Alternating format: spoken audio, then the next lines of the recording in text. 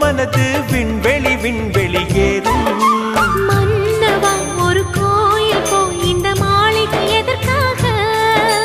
தேவியே என் ஜீவனே இந்த ஆலயம் உனக்காக.